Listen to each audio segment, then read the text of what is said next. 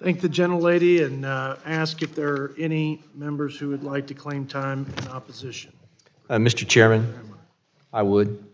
Mr. Brecheen from Oklahoma, I yield 5 minutes. Thank you, Mr. Chairman.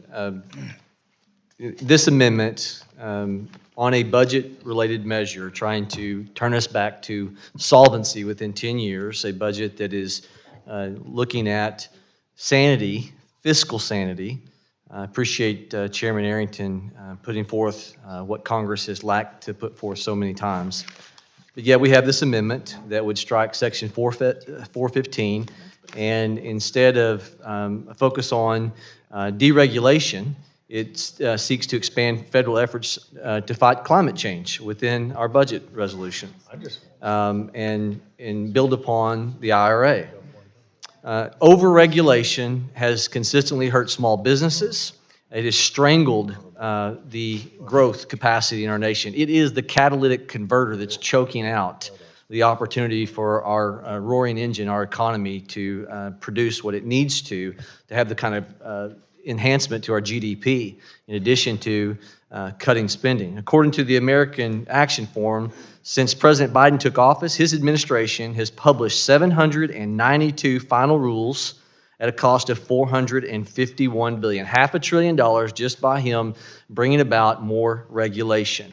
We are a country of regulation without representation, where unelected bureaucrats continue sitting in cubicles and enforcing their ideology upon the American people.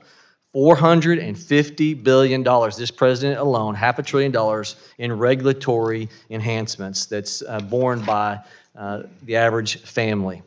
And we have 400 agencies and sub-agencies staffed by these unelected bureaucrats who put forth these new regulations on the backs of our nation. This problem continues to get worse under President Biden. He spent $1.5 trillion through various decisions of using his executive action. Think of the student loan bailout. Think of the what he's done on enhancing food stamps. All absent Article 1, Section 1 that says all legislative powers be vested in the Congress. It's absent the rule of law. The burden of his expansion of government regulatory regimes is borne by small businesses, innovators, and yes, American families. This amendment seeks to replace deregulation section of our budget policy to encourage more spending on Green New Deal policies.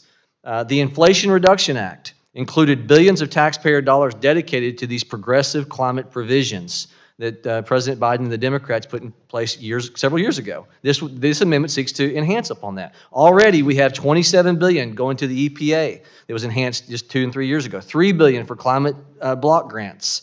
$3.4 billion to convert federal buildings of the GSA into climate-friendly status.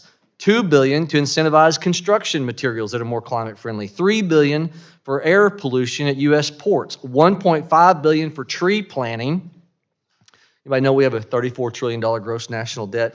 $1 billion to force clean, heavy-duty vehicles forced upon the American people who can barely afford the vehicles on the road now. $3 billion for U.S. Postal Service, which is billions of dollars in debt for new electric vehicles at the displacement of affordable fossil fuel-powered engines. In the days and weeks following a flood or a wildfire, you'll constantly hear people talk about, they blame that on climate change. Even in this amendment, it references in line 2 that there are rising sea levels and warming oceans, and it says that the United Nations Climate Change Panel says that these human activities are provoking all of this. Well, I would encourage my colleagues to take a look at something I commend Representative Gary Palmer from Alabama has put together in the policy booklet. Go through and actually look at what the UN panel on climate change actually says. To quote them and not be able to go to look at the specificity of what they actually say, they talk about flooding, hurricanes, tornadoes, and drought wildfire combos. You know what they say?